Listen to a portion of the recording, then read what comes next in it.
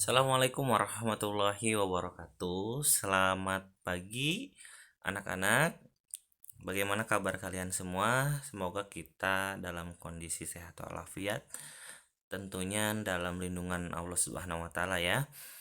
Anak-anak, hari ini kita akan masuk ke bab selanjutnya yaitu bab 3 materi kerajinan lokal benda. Sebelumnya kita sudah membahas yang materi yang non bendanya ya. Jadi hari ini kita belajar tentang kerajinan lokal non benda. Baik, tujuan pembelajaran kali ini yang pertama memahami perencanaan usaha kerajinan dengan inspirasi artefak atau objek budaya lokal, misal pakaian daerah, wadah tradisional, dan senjata tradisional. Yang kedua, menyusun perencanaan usaha kerajinan dengan inspirasi artefak atau objek budaya lokal, misalnya pakaian daerah, wadah tradisional, dan lainnya, yang meliputi ide dan peluang usaha, sumber daya administrasi, dan pemasaran teknologi dan prosedur berkarya tentunya ya. Amatilah gambar berikut. Coba amati gambar berikut. Berdasarkan gambar tersebut, coba kalian ajukan pertanyaan. Ini merupakan gambar wayang ya. Nah, selanjutnya konsep budaya.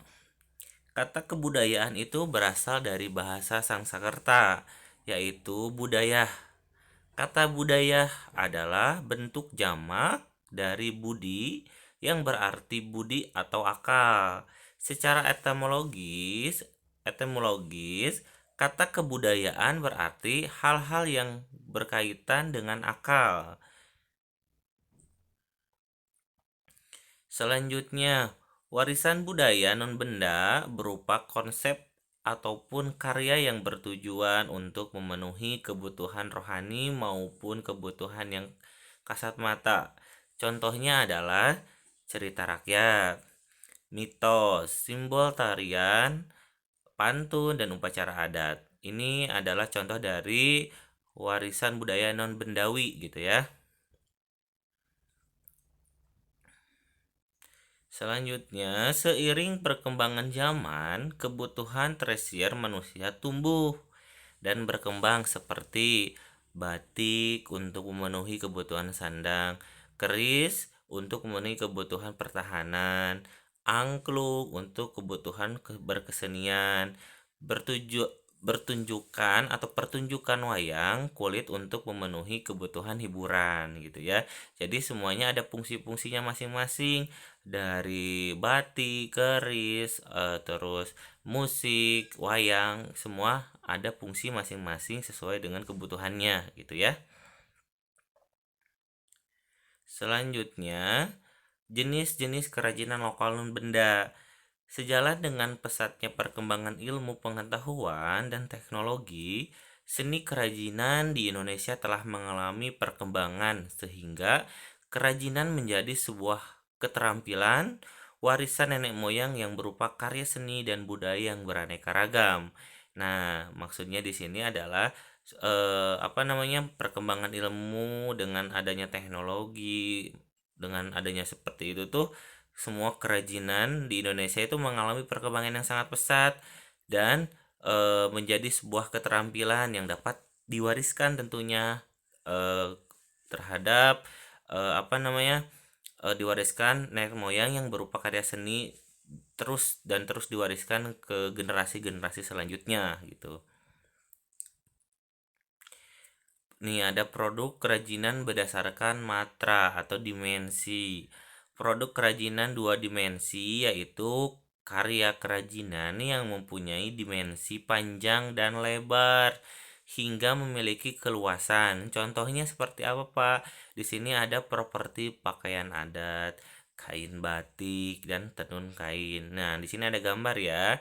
Yang sebelah ini ada wanita pakaian Bali ya, tradisi pakaian adat Bali. Ini pakaian adat yang sampingnya itu kain batik.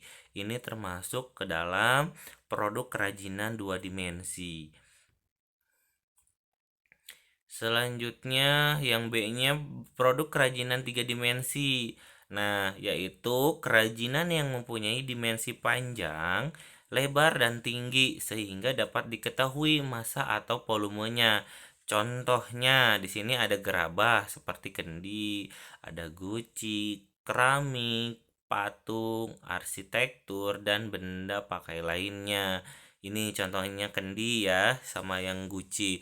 Ini termasuk ke dalam contoh produk kerajinan 3 dimensi. Itu ya. Ada kendi, guci, keramik, patung, arsitektur, dan lain-lainnya. Produk kerajinan berdasarkan material. Nah, ini berdasarkan material ya. Di sini yang pertama ada batik. Batik merupakan istilah untuk menamai sesuatu karya tekstil yang terbentuk dari 2 kata, yaitu amba yang berarti menulis dan tik yang berarti titik. Dari gabungan kata amba dan tik terbentuklah kata ambatik. Itu maksud dari batik awal mulanya ya. Yang selanjutnya B yaitu wayang. Wayang merupakan cerita yang membedah filosofi kehidupan. Wayang dikategorikan sebagai seni pertunjukan, kisah Ramayana dan Mahabharata. Dalam bahasa Jawa, kata wayang berarti apa coba? Artinya bayangan ya. Jadi bayangan wayang ini menceritakan filosofi kehidupan gitu ya. Yang selanjutnya yang C itu maaf sebelumnya ini masih wayang ya. Pertunjukan wayang dipimpin oleh oleh satu orang dalang yang menceritakan serta memainkan dan dibantu oleh beberapa orang penabuh gamelan sebanyak 1 sampai 2 orang biasanya yang mengiringi oleh waranggana sebagai vokalisnya. Jadi ada 2 orang dan diiringi oleh waranggana. Waranggana ini biasanya disebut dengan vokalisnya yang ngomongnya itu adalah waranggana. Fungsi dalang adalah untuk mengatur jalannya pertunjukan secara keseluruhan gitu. Fungsi dari si dalang tersebut ya.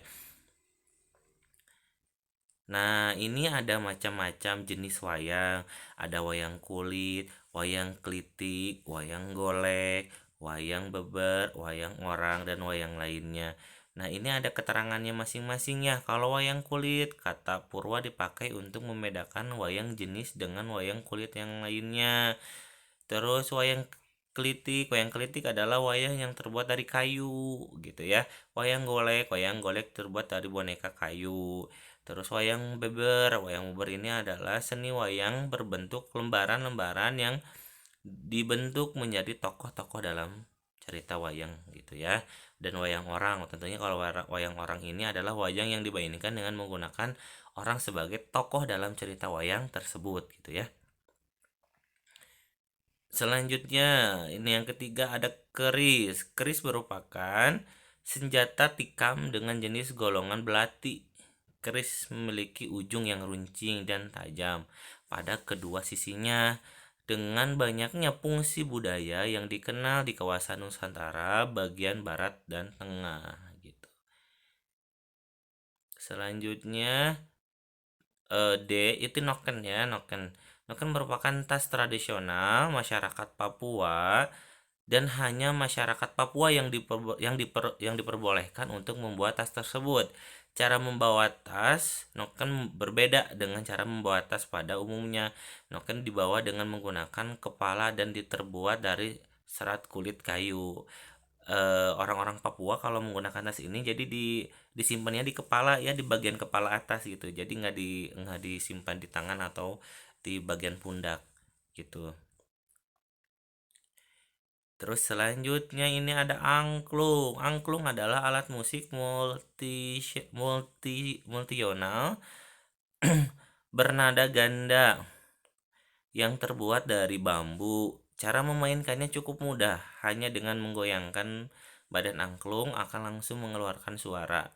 Nah, sejak bulan November 2010, Angklung sudah terdaftar sebagai karya agung warisan dari budaya lisan dan non-bendawi dari UNESCO gitu ya.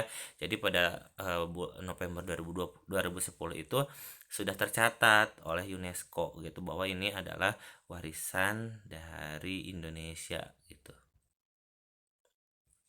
Selanjutnya, ornamen. Salah satu ornamen yang sering ditemukan adalah ornamen masjid. Ornamen masjid merupakan salah satu elemen penting berupa hiasan atau dekorasi ukiran dan kaligrafi yang terdapat pada bangunan arsitektural masjid, baik interior maupun eksterior gitu ya. Kalau misalnya kita mengunjungi ke tempat-tempat terus ke masjid-masjid yang besar, pasti itu ornamen atau arsitekturnya itu sangat rapih gitu ya. Kita suka ngelihat di bagian-bagian dalamnya tuh ada ornamen arsitektur yang sangat bagus. Selanjutnya ini ada candi. Candi adalah sebuah bangunan tempat ibadah atau bangunan peninggalan dari agama Hindu. Nah, agama Hindu Buddha. Candi juga sering dijadikan sebagai tempat pemujaan dewa-dewa. Pada bagian arsitektur, candi dihias dengan berbagai pola ukiran dan pahatan berupa relief ya. Lihat, ini adalah candi.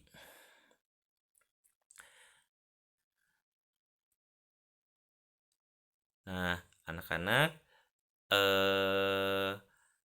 materi kali ini cukup sekian dulu. Untuk materi selanjutnya kita akan belajar sistem produksi kerajinan dengan inspirasi budaya lokal Benda.